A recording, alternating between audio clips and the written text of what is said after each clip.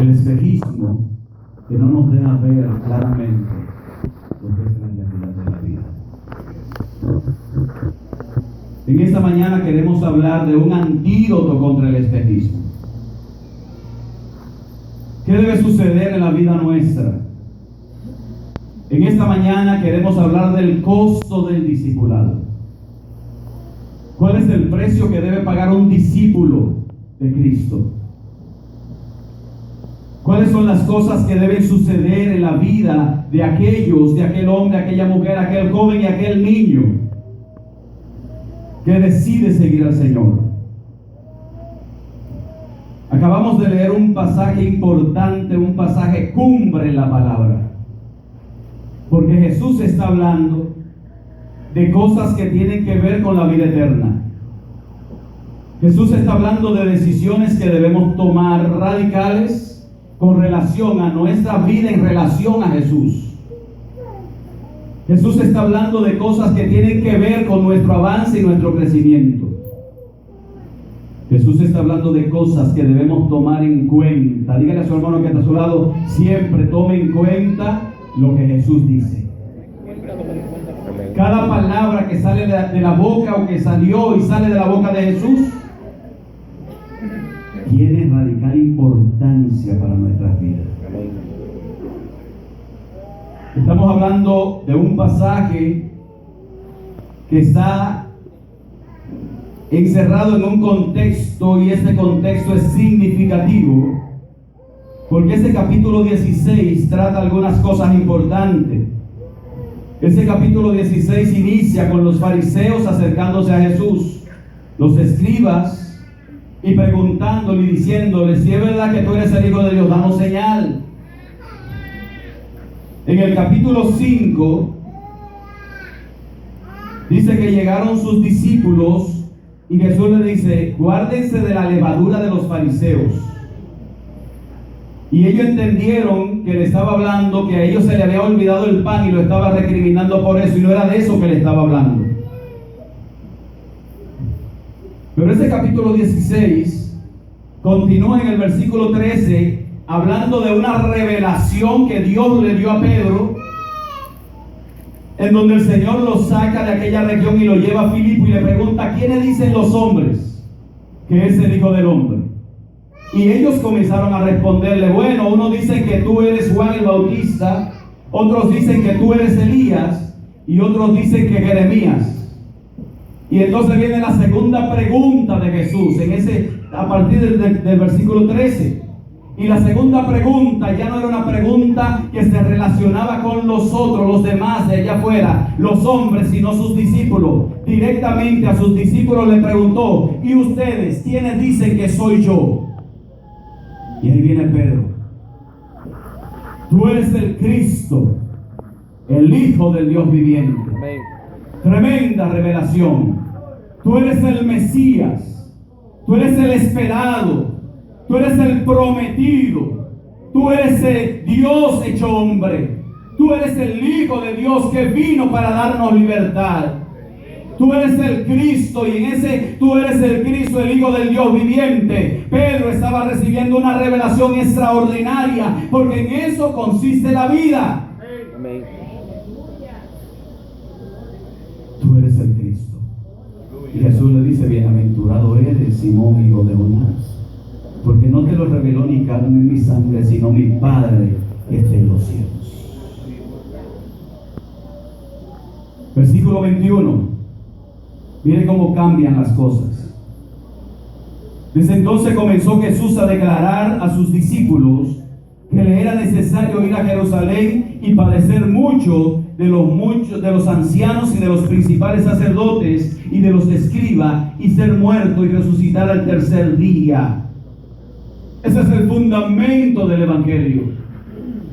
Y el Pedro que un momento antes le había dicho: tú eres el Cristo, el Hijo del Dios viviente, ahora Jesús dice: me toca padecer, me toca cargar la cruz, me toca ir a Jerusalén, y me toca ser sentenciado, y me toca morir, y después resucitaré.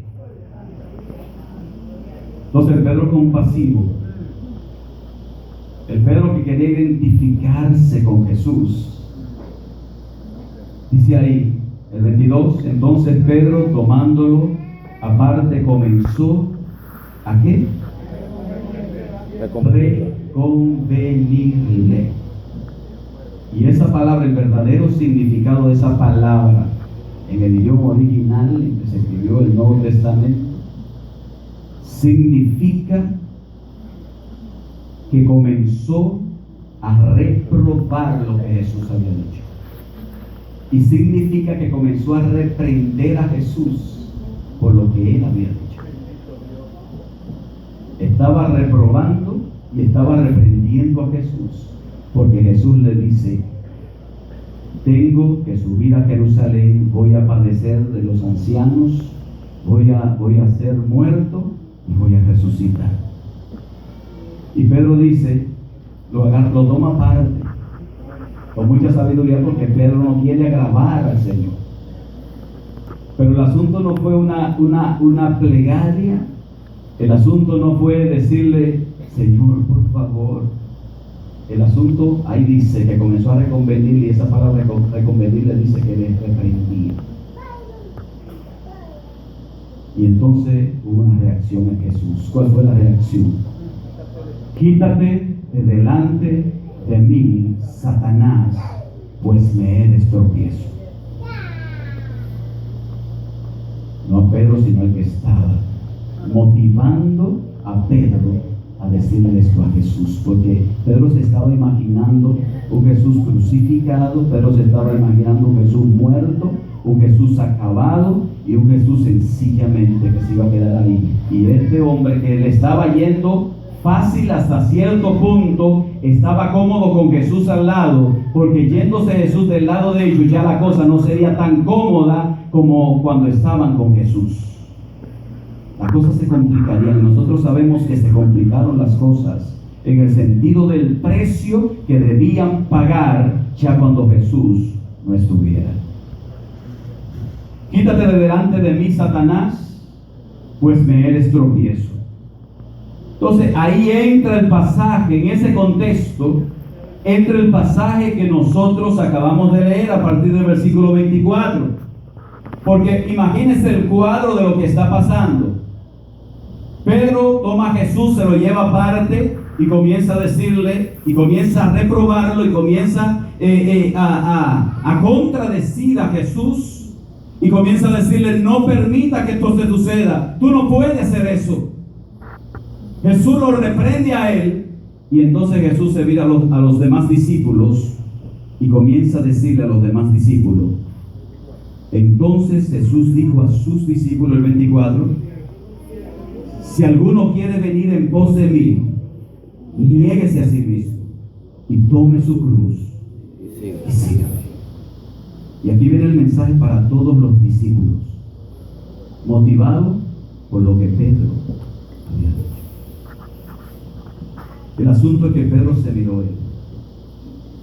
Pedro se vio más allá, y Pedro vio que si Jesús le pasaba eso, ellos estarían inseguros.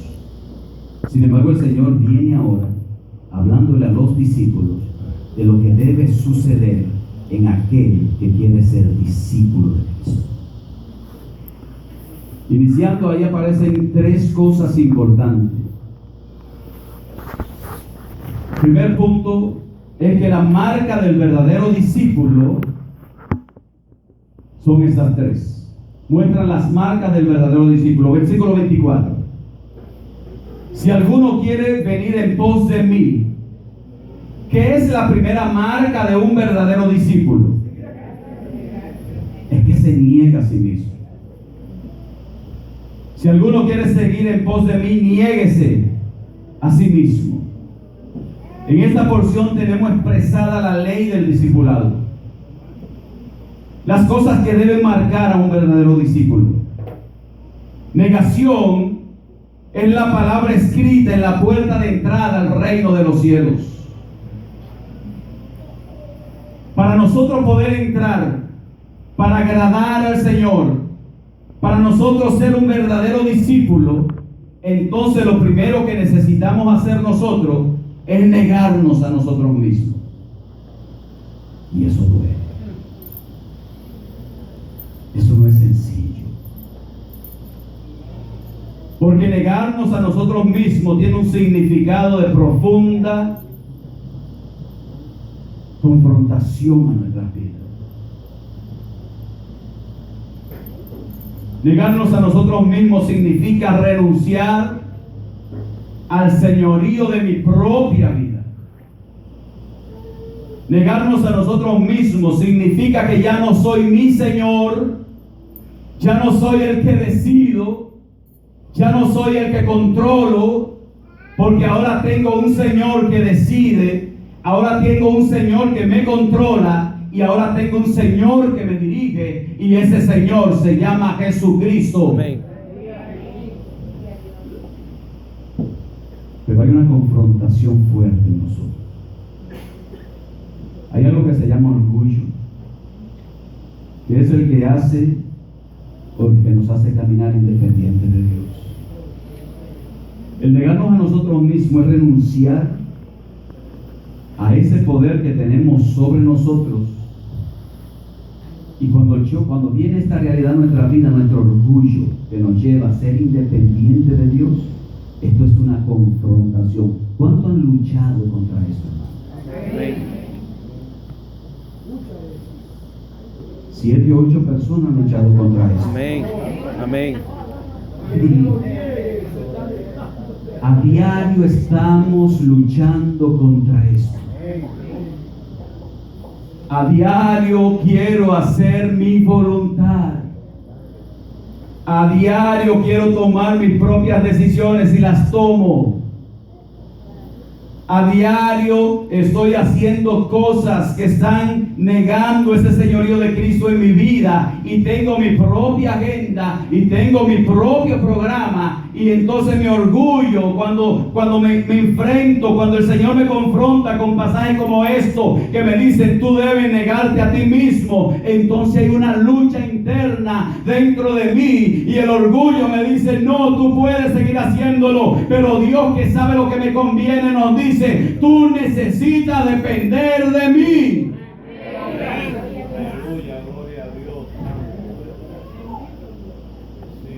Tomamos nuestras propias decisiones, lo hacemos solo, y la realidad es que no somos suficientes. La realidad es que somos hombres sin Dios, insignificantes, débiles y limitados. Por lo tanto, no puedo vivir independiente de Dios. Y vivir independiente de Dios es engañarme a mí mismo. Porque la realidad es que la condición humana es una condición caída. Cuando el orgullo invade, nos mentimos a nosotros mismos acerca de lo que somos. Estoy pretendiendo ser mi propio Dios y no un hombre. Y ese orgullo es la adoración idólatra de nosotros mismos, y esa es la religión del mismo infierno. El pecado surgió, el primer pecado que surgió fue el orgullo en el corazón de aquel ángel creado por Dios, lleno de esplendor. El orgullo nos impide negarnos a nosotros mismos. El negarnos a nosotros mismos es postrarnos a los pies de Cristo. Es estar sometido a Él. Es renunciar a nuestro propio deseo y poner su voluntad por encima de nuestra voluntad. Es renunciar a mi propia agenda y aceptar la de Él, la agenda de Él, como la mejor. Es su agenda la que me conviene y no mi propia agenda. Negarnos a nosotros mismos nos golpea directamente, porque es un asunto de nuestra propia naturaleza caída, e intentamos permanecer en esas mismas situaciones. La realidad es que sin negarnos a nosotros mismos no hay discípulo, no hay discípulo.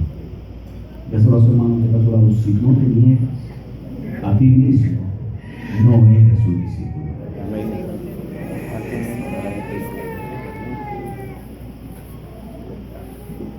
No podemos ser discípulos si no nos negamos a nosotros mismos. El Señor lo dijo. Él lo dijo en sus palabras. Si alguno quiere venir en pos de mí, niéguese a sí mismo.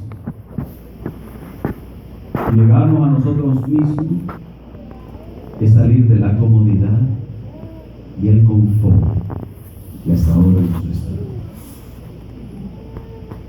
Entonces, ¿qué somos? ¿Discípulos o simpatizantes del Evangelio? Pregúntese a los hermanos de la ciudad, ¿qué eres?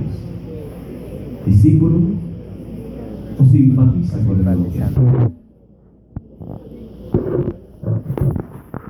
Porque yo quiero decirle que hay mucha gente simpatizante del Evangelio. Eso es una moda. Ser evangélico hoy es una moda. Ser cristiano es la moda de la actualidad. Gente que dice, yo voy a la iglesia porque me atrae. Me gusta, voy. ¿Cuántos vienen a la iglesia porque la atrae la iglesia?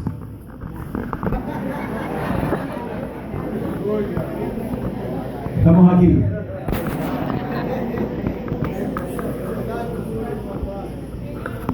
Voy a la iglesia porque me gusta la gente de la iglesia.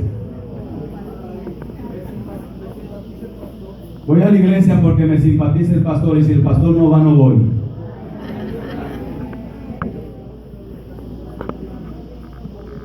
Voy a la iglesia porque me gusta cómo alaban en la iglesia. Voy a la iglesia porque la gente son chéveres. Voy a la iglesia porque allá hay dos personas paradas en la puerta y me reciben con una sonrisa. Soy simpatizante de la iglesia. Pero hay una diferencia entre ser simpatizante y ser un verdadero discípulo. Porque el verdadero discípulo se ha negado a él mismo. El verdadero discípulo ya no vive para él, vive para Dios. El verdadero discípulo ya no camina por sus decisiones, camina por la voluntad de Dios. Y ese es uno de los precios que hay que pagar para ser un verdadero discípulo de Cristo. Amén. Yo no voy a la iglesia porque me siento bien. Si esa es tu motivación para venir a la iglesia porque te sientes bien, es lo mismo que si te quedaras en tu casa. Pues nosotros no seguimos al Señor para sentirnos bien. Seguimos al Señor para agradarle a Él. Y el agradarle a Él me va a llevar en ocasiones a derramar lágrimas. El agradarle a Él me va a llevar en ocasiones a tener que tomar decisiones radicales en nuestra vida que van en contra de mi propia voluntad.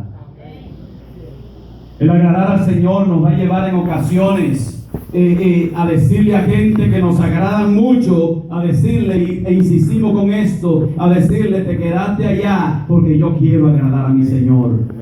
El agradar a Dios, hermano, no es tan sencillo. El agradar a Dios no es una teoría. El agradar a Dios es una práctica. Y el discípulo está para agradar a su maestro y a su Señor, no agradarse a él mismo. Eso lo vuelve al Señor.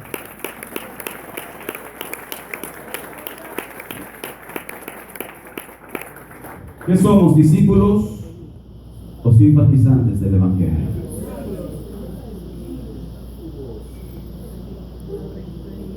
Segundo lugar, el Señor dijo, ahí mismo en el versículo 24, si alguno quiere seguir en pos de mí, niéguese a sí mismo. Y en segundo lugar, tome su cruz. Tome su cruz. La iglesia cristiana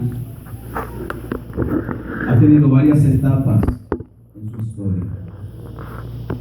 Está esta iglesia naciente allá a partir del día de Pentecostés. Está esa iglesia que llena del Espíritu Santo, llena del fuego. Está la iglesia que a partir del siglo IV, el año 300 después de Cristo, comienza a entrar en una nueva etapa de adormecimiento. Está la iglesia que arranca después de la Reforma Protestante. Esa iglesia que se levantó para volver a la palabra de Dios, para volver a cimentar su práctica en la palabra de Dios y su vida en lo que dice la palabra de Dios. Y tenemos la iglesia de hoy,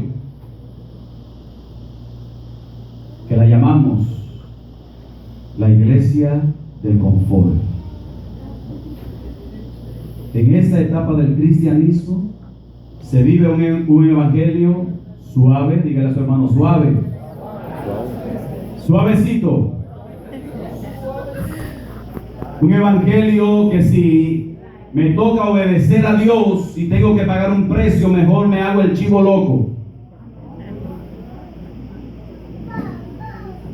Una etapa donde se vive el evangelio tranquilo, un evangelio light, donde se busca la comodidad ante todo, y alguna de las características de esta iglesia es el sensacionalismo, es la forma de ser extremadamente polémica y querer llamar mucho la atención. Tenemos la iglesia de este tiempo que es un show, es el espectáculo y por eso atrae muchas veces mucha gente. Porque a la gente le gusta el show y le gusta el espectáculo, y ese es el tipo de iglesia que estamos viviendo en este tiempo. ¿Qué es lo que hay en esa olla? Hay muerte. Tenemos un tipo de iglesia donde el humanismo se ha metido dentro y ahora se exalta al hombre. Se exalta al apóstol, se exalta al profeta, y ese hombre tremendo. Nosotros íbamos a una iglesia donde en una ocasión estaban dirigiendo, hablando de algunas de las características de Jesús. Y detrás de mí queda una hermana que dice: oh, igualito a fulano.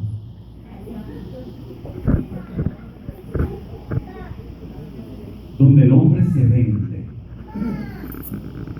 como el hombre que se la sabe toda, como el hombre que tiene las soluciones a todo, como el hombre que es el que puede resolver. Tenemos una iglesia donde se exalta al hombre de Dios, no al Dios del hombre. Y tenemos ese tipo de iglesia, tenemos ese humanismo metido en la iglesia. Cuando nosotros vemos pasajes como esto, nos damos cuenta entonces cuán equivocados podemos nosotros estar.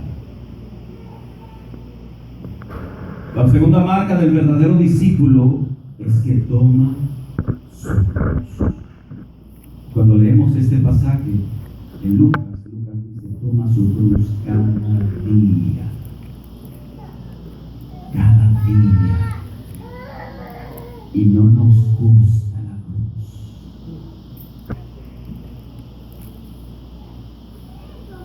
Toma su cruz cada día.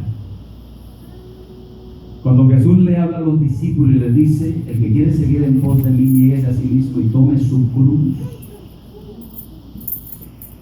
Yo creo que ellos sabían de lo que le estaba hablando. Sabían de lo que le estaba hablando porque estaba registrado que muchos judíos habían muerto en la cruz. Y más adelante lo iban a saber mucho más cercano y mucho más contundente, porque su propio Señor iría a la cruz. Y de eso él estaba hablando en los versículos anteriores. Es necesario que yo vaya a Jerusalén y sufra, padezca de los ancianos, de esto, de lo otro, y dé mi vida y resucite de nuevo. Algunos de ellos lo iban a experimentar en carne propia. Pero Jesús no estaba hablando de su cruz, porque su cruz sería literal. Jesús le estaba hablando a estos discípulos de lo que hay que padecer por ser discípulo de Cristo. El que quiere seguir en pos de mí, niéguese a sí mismo y tome su cruz. Y muchas veces pensamos que la cruz es muy pesada e intentamos sencillamente dejarla de lado y seguir caminando más ligero. Y ese es el cristianismo de este tiempo. Un cristianismo ligero, que si puedo sirvo y si no puedo me quedo tranquilo. Esa ha sido una así. Estoy equivocado. Corrígame, estoy equivocado. Hasta ahí el mundo nos ha acomodado y estamos nice. Y a sonando de su lado, ¿cómo te sientes? Nice.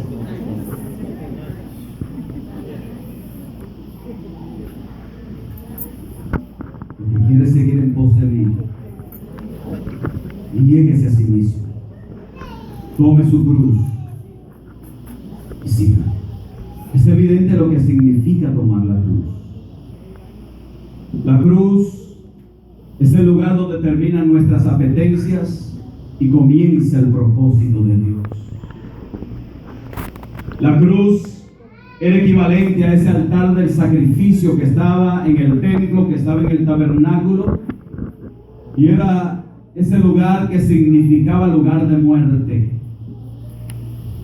La cruz significa muerte al yo. La cruz significa muerte a mis propios deseos.